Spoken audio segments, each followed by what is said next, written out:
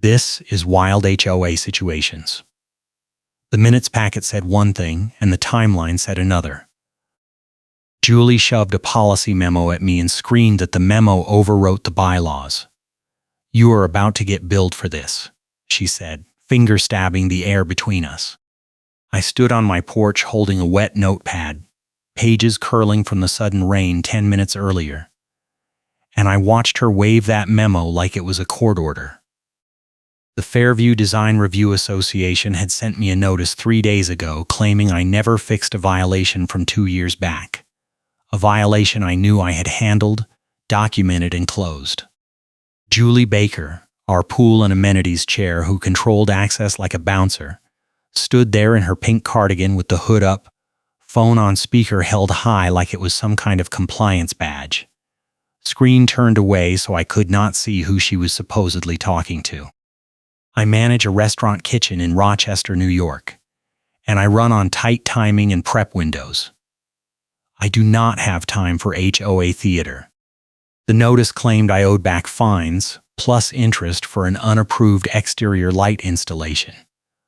But I had receipts proving I submitted the application, paid the fee, and got written approval in an email from the old management company. Julie did not care. She kept saying the approval was invalid because the memo she held updated the exterior lighting rules retroactively. I asked her how a memo could override a bylaw. She said, "I do not need proof, I have paperwork and vibes." That line stuck with me because it was so absurd I almost laughed. But I did not. I just nodded and took notes while she kept yelling. Thunder rumbled in the distance, sudden and low, adding urgency to the whole scene. A delivery driver idled at the curb stuck behind Julie's car watching the chaos unfold. He looked like he wanted to leave but could not back out. Julie did not notice or care. She was too busy telling me the board scheduled a hearing for Friday at 2 in the afternoon, a time she knew I could not make because I work lunch and dinner prep. I told her I needed a reschedule. She said the bylaws did not require accommodation and if I no-showed they would vote by default and the fines would stand. That was when I realized this was not about the light. This was about control. I have custody every other weekend and Wednesday nights. I cannot risk missing visitation time because of HOA hearings and delays. That is the real stakes here. If this drags into court or liens, I could lose flexibility with my ex, and that is not happening. I told Julie I would be at the hearing and I would bring every document I had. She smiled like she had already won and said, "I am the reason this neighborhood stays civilized." Then she turned and walked to her car, phone still held high like she was on a call. But I never heard anyone respond. After she left, I went inside and pulled out my files.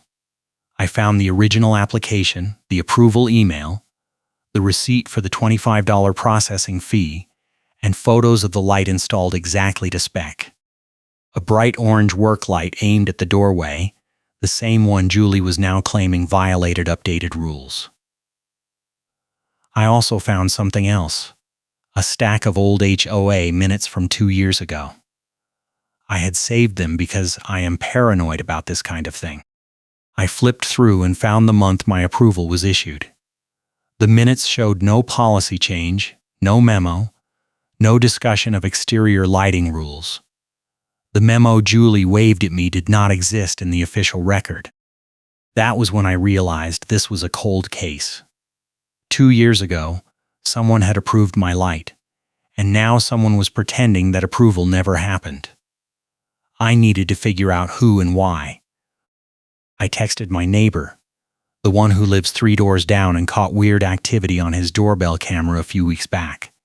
He texted back within minutes. "Check your footage from last week. Someone came by your place late at night." I pulled up my own doorbell video and found it. Tuesday night, 11:45, a figure in a pink cardigan walked up to my door, placed a notice in the mailbox slot, and walked away fast. The timestamp was clear. The face was blurry, but the hair and outfit matched Julie. She had delivered the notice herself, and then claimed she never came by. I saved the video and started digging. I filed a records request with the management company for all exterior lighting approvals from the past 3 years, all board meeting minutes, and all correspondence related to my property.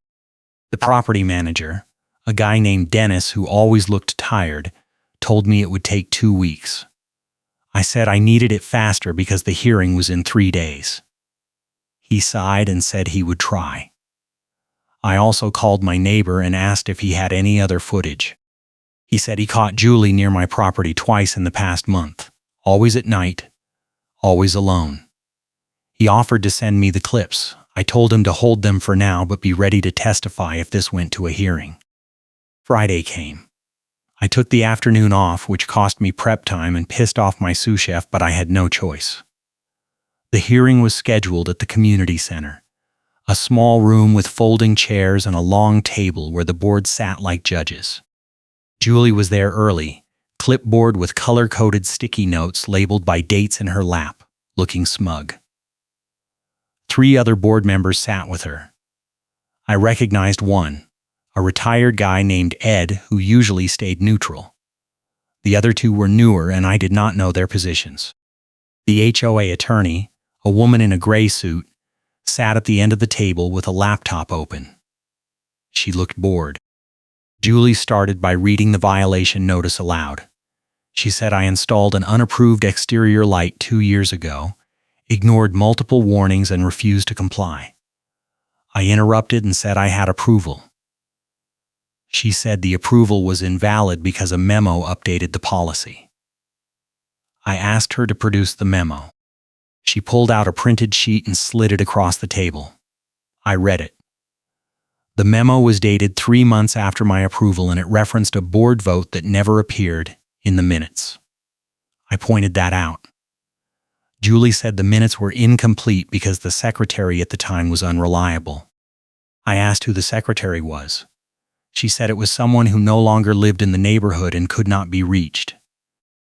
I pulled out my approval email and passed copies to the board. Ed read it and nodded.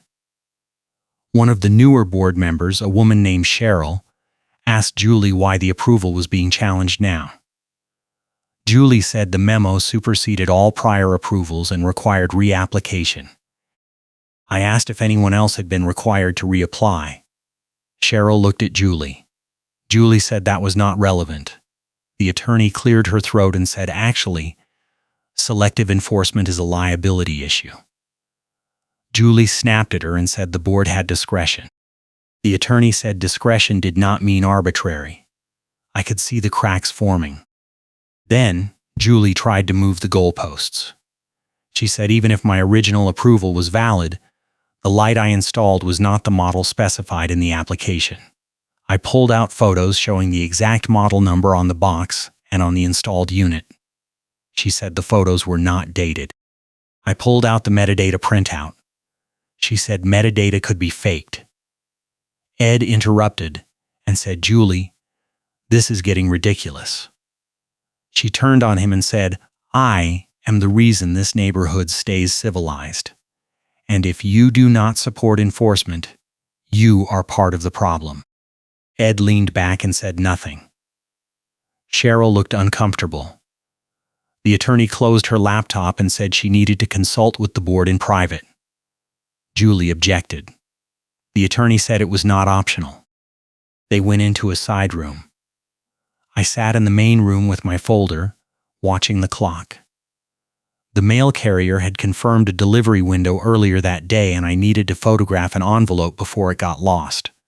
Another piece of the puzzle I was building. 20 minutes later, they came back.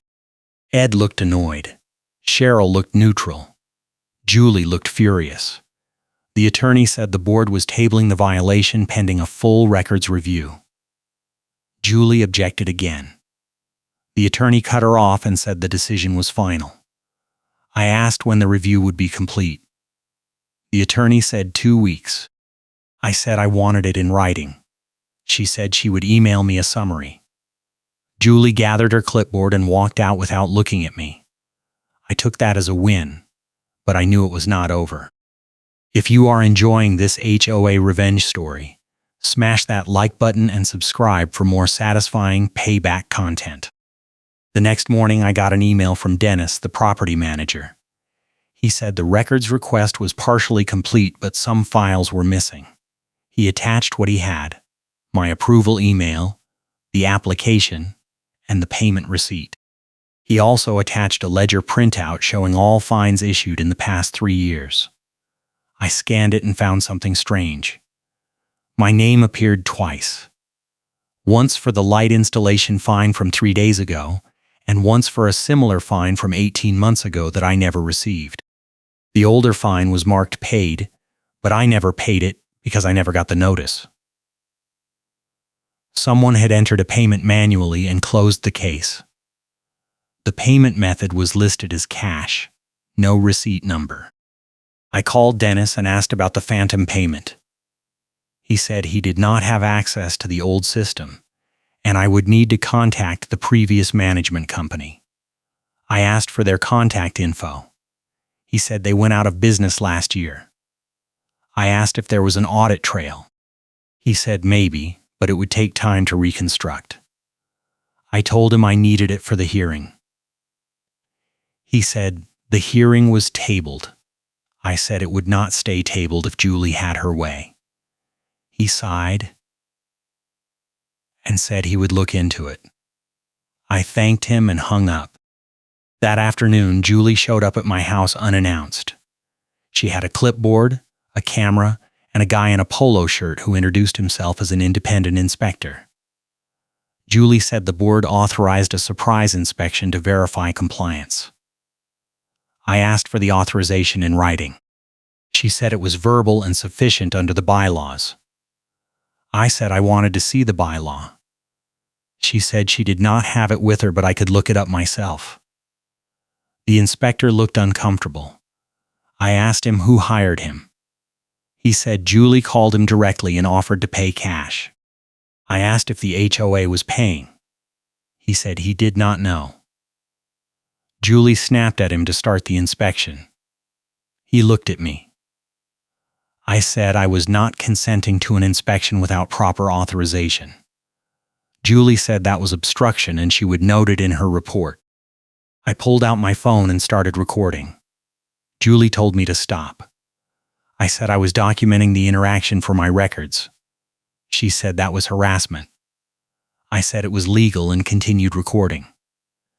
The inspector stepped back and said he was not comfortable proceeding without clear authorization. Julie turned on him and said she already paid him. He said he would refund the deposit and left. Julie stood there fuming. She said I just made things worse for myself. I said I was following the bylaws and protecting my property. She said the board would hear about this. I said, good. Make sure they hear the part where you tried to run an unauthorized inspection with a cash-paid inspector. She turned and walked to her car. I kept recording until she drove away. That evening, my neighbor texted me. He said Julie was at the mailbox cluster earlier, talking to other neighbors, trying to build a case against me. He said she was telling people I was difficult and uncooperative. He also said one of the neighbors, a woman named Lisa, asked Julie why she was so focused on my property. Julie said I was setting a bad precedent, and if the board did not enforce the rules, the whole neighborhood would fall apart. Lisa apparently said that sounded extreme and walked away. My neighbor said he would testify to that conversation if needed. I told him to document everything. 2 days later, I got a letter from an attorney. Not the HOA attorney, a different one. The letter was on fancy letterhead and full of bluff language meant to scare me into paying instantly. It demanded I pay the current fine plus the phantom fine from 18 months ago, plus late fees and interest, totaling $4,800. It said if I did not pay within 10 days, they would file a lien on my property. I read the letter 3 times. The attorney was someone I had never heard of, not licensed in New York according to a quick bar association search. The letter had no case number, no court filing, nothing official. it was a scare tactic. I called Dennis again. I asked if the HOA authorized an attorney to send demand letters. He said no. The board voted to table the matter and no attorney was retained for collections. I asked if Julie could hire an attorney on her own. He said not without board approval and budget allocation. I asked if he could confirm the attorney was legit. He said he would check and get back to me. An hour later, he called back. He said the attorney was not on any HOA vendor list and the letter appeared to be sent without board knowledge. He said I should file a complaint with the board and possibly report it to the state bar. I said I would, but first I wanted to know who paid for the letter. He said he had no idea. I reached out to my neighbor again. I asked if he had any footage of Julie meeting with anyone unusual. He said he caught her talking to a guy in a suit near her house 2 days ago. He sent me the clip. The guy was carrying a briefcase and they talked for about 5 minutes. I could not hear the conversation, but the timestamp matched the day before I received the attorney letter. I saved the clip and added it to my growing evidence file. I was building a case, and I needed just one more piece to make it bulletproof.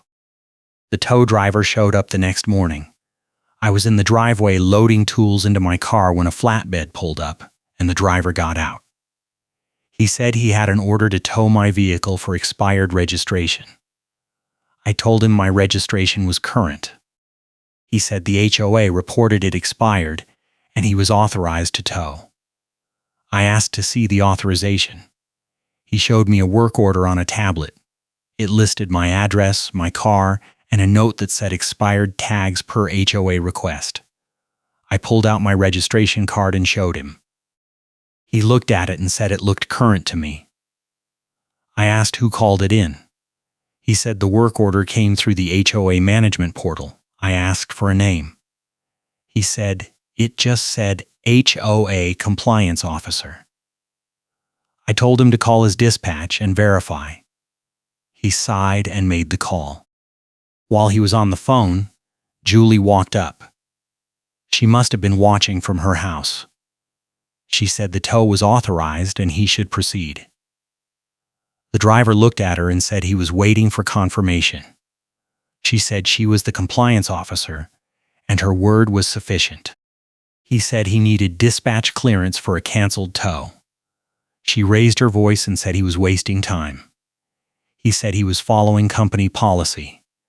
She pulled out her phone and said she would call his supervisor. He said, "Go ahead." She dialed and put it on speaker, holding the phone high like it was some kind of power move.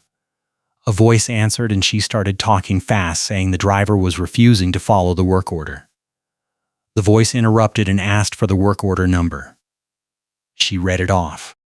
The voice said the order was flagged as disputed and the driver was correct to verify.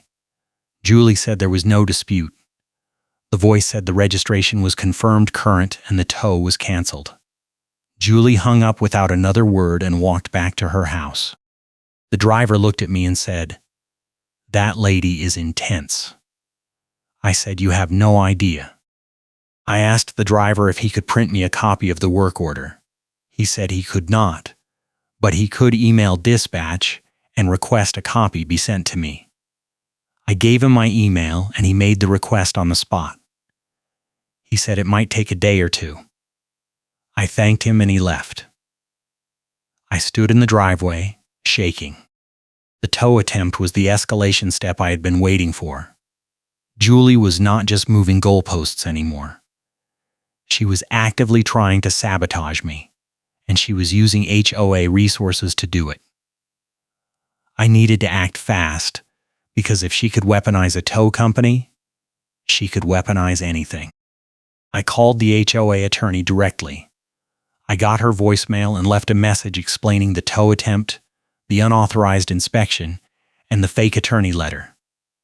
I said I believed Julie was acting outside her authority and creating liability for the association. I asked her to call me back. She called back within an hour.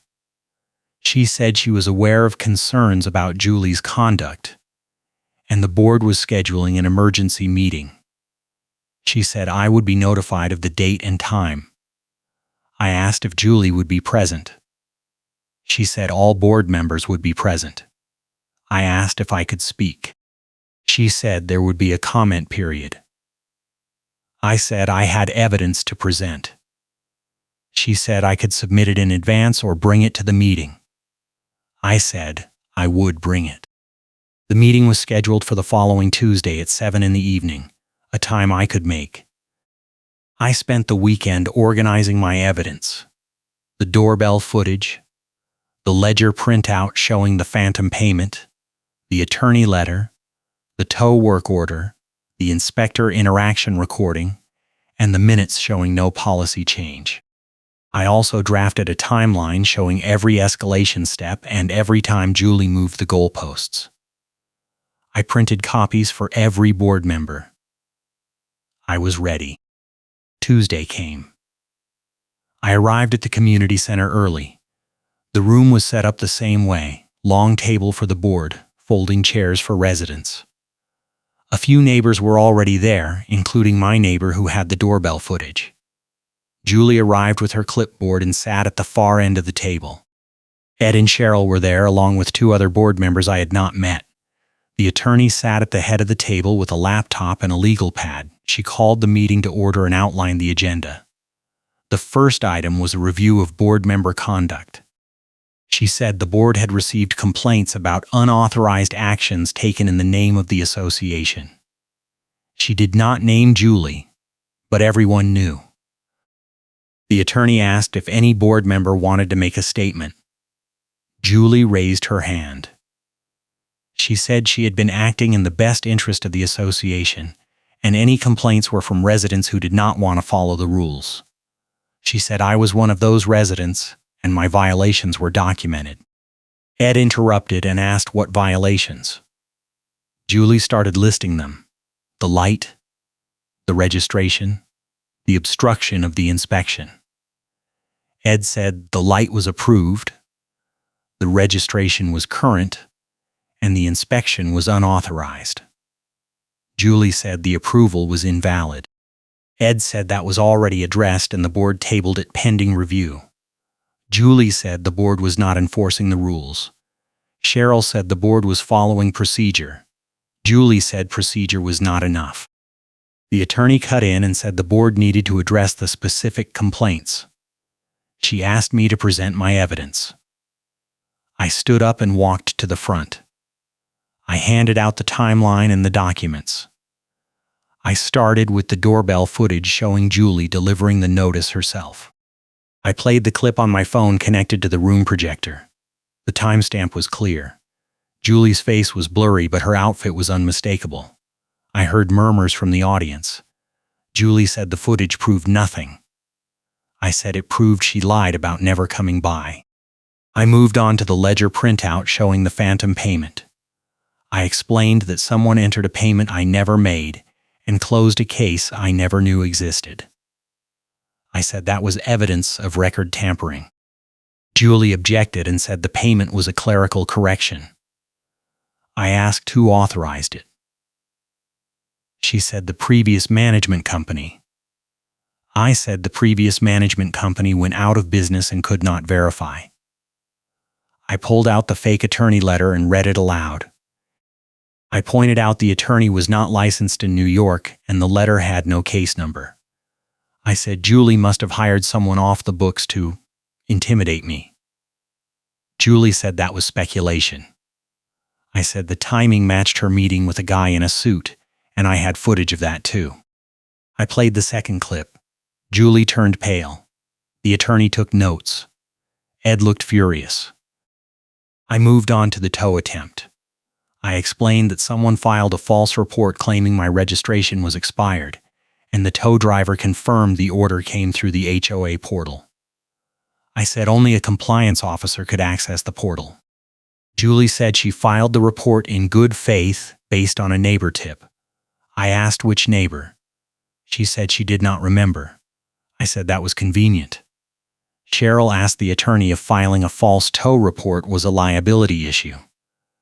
The attorney said yes, and it could also be fraud. Julie stood up and said she was done being attacked. The attorney told her to sit down. Julie refused and said she was resigning from the board effective immediately. The attorney said the board would accept her resignation and vote on interim leadership. Julie grabbed her clipboard and walked out. The room was silent. After Julie left, the attorney asked if I had any other evidence. I said I had one more thing, but I wanted to save it for the right moment. I nodded like I was losing, because I wanted her to get comfortable. The truth was, I had a third-party inspection report proving I was compliant. A week earlier, I hired an independent inspector to verify my light installation met all current codes and specifications. The report was clean. I had not mentioned it because I wanted Julie to keep escalating. Now that she had resigned, I did not need it for the board, but I was going to use it to clear my name once and for all. I told the attorney I would email her the full evidence packet, including the inspection report, and I wanted it distributed to every homeowner before any further action was taken. She said she would coordinate with Dennis. I said I would email it tonight.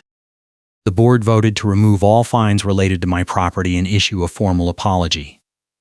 They also voted to retain a forensic accountant to audit the past 3 years of ledger entries and identify any other phantom payments or record tampering. The attorney said the findings would be shared with the state HOA regulatory board and possibly law enforcement. Ed thanked me for bringing the issues to light and said the board would implement stronger oversight. Cheryl said they would also review Julie's other enforcement actions to see if anyone else was targeted. I thanked them and left. My neighbor caught up with me in the parking lot. He said that was the most satisfying thing he had ever seen. I said it was not over yet. That night I emailed the third-party inspection report to every homeowner in the neighborhood using the association email list Dennis provided. The subject line was, "Final documentation of compliance and HOA misconduct." I attached the report, the timeline, the doorbell footage links, the ledger printout, the fake attorney letter, the tow work order, and a summary of the board meeting. I explained what happened, why I reopened the cold case, and how I caught Julie red-handed.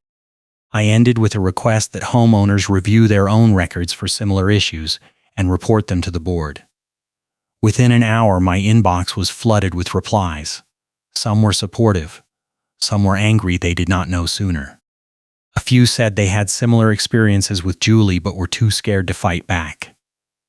One woman said Julie fined her for a mailbox color that was pre-approved, and she paid it because she did not want trouble. Another guy said Julie tried to tow his work truck for being commercial, even though the bylaws allowed it. The floodgates opened. The forensic accountant found 12 other phantom payments over the past 2 years, all marked as cash, all closed without receipts. The total was over $15,000. The board held another emergency meeting and voted to refund every bogus fine and launch a formal investigation. The management company disciplined the rep who enabled it. A junior admin who admitted Julie pressured her into entering the payments manually and told her it was board approved. The rep was fired. Dennis stayed on and committed to transparency reforms. Julie got a written warning for harassment behavior and was banned from all HOA committees for 2 years. The state regulatory board opened a case. Julie did not fight it. She stopped coming to meetings and eventually moved out of the neighborhood. The day after the email went out, I got a call from a local news reporter. She said she heard about the HOA audit and wanted to interview me. I declined. I did not want media attention. I just wanted my life back. The reporter said she understood but asked if I would provide a written statement. I sent her the timeline and the evidence summary. She published a story 2 weeks later. The headline was, "Rochester HOA board member ousted after resident uncovers years of fraudulent fines." The story quoted Dennis, Ed, and the attorney. It did not name Julie directly, but everyone in the neighborhood knew. The story got shared online and I got messages from people in other states dealing with similar issues. I responded to a few and shared my evidence template. Some of them used it to fight back. It felt good. A month after the audit, the board implemented a compliance training requirement for all committee chairs and board members. The training covered ethics, liability, transparency, and conflict resolution. It was scheduled as a mandatory Saturday workshop. The trainer was a retired attorney who specialized in HOA law. The first session was awkward because everyone knew it was about Julie. The trainer did not name her, but he used examples that matched her conduct almost exactly. He talked about selective enforcement, unauthorized actions, intimidation tactics, and record tampering. He said boards had a fiduciary duty to act in good faith, and that individual members could be held personally liable for misconduct. The room was quiet. After the session, Ed pulled me aside and said the board owed me an apology and a thank you. I said the refund and the reforms were enough. He said he hoped I would consider joining the board in the next election. I said I would think about it. The shared mailbox cluster became a gathering spot after the story broke. Neighbors would stop me and ask questions or share their own HOA horror stories. Some wanted advice. Some just wanted to vent. One guy asked if I would help him fight a fine for a fence height issue. I walked him through the records request process and how to build a timeline. He won his case 2 weeks later. Another woman asked if I would testify at her hearing about a parking violation. I did. The board ruled in her favor. Word got around that I was the guy who took down Julie, and people started treating me like a neighborhood hero. I did not feel like a hero. I just felt like someone who refused to get screwed over. Julie never came back to the mailbox cluster. A few neighbors saw her once or twice, always in her car, always driving past without stopping. She listed her house for sale 3 months after the audit. It sold fast. The new owners were a young couple with a baby. They introduced themselves at the mailbox cluster and asked about the neighborhood. I told them it was a good place to live now that we cleaned up the board. They asked what happened. I gave them the short version. They said they almost did not buy because of the HOA reputation, but the reforms convinced them to take a chance. I said the reforms were real and the board was serious about transparency. They thanked me. I felt like the cold case was finally closed. The final piece came 6 months later. The forensic accountant completed the full audit and submitted the report to the state regulatory board. The report confirmed 12 phantom payments, documented Julie's unauthorized access to the HOA portal, and identified the junior admin who processed the fake entries under pressure. The state board issued a formal reprimand and banned Julie from serving on any HOA board in New York for 5 years. The association refunded every bogus fine tied to the case, including the 18-month-old phantom payment and the current light installation fine. My check arrived in the mail with a letter from Ed. The letter apologized for the misconduct, thanked me for my diligence, and invited me to the next board meeting as a guest of honor. I did not go. I had work that night and I was done with meetings. I kept the doorbell footage, the ledger printout, the fake attorney letter, and the tow work order in a binder on my kitchen shelf. I labeled it Cold Case Closed.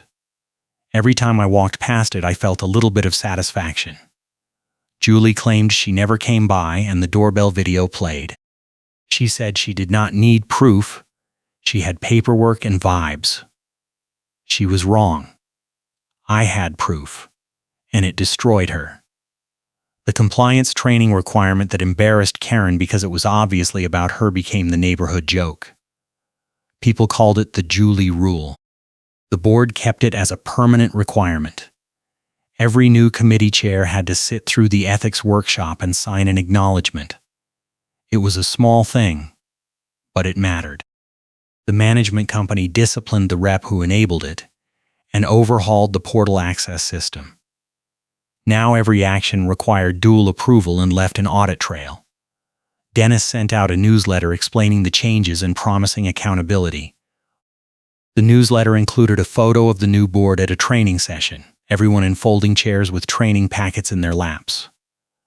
I was not in the photo, but I was mentioned in the text as a resident who helped identify systemic issues. I appreciated the recognition, but did not need it. I just wanted to live my life without HOA drama.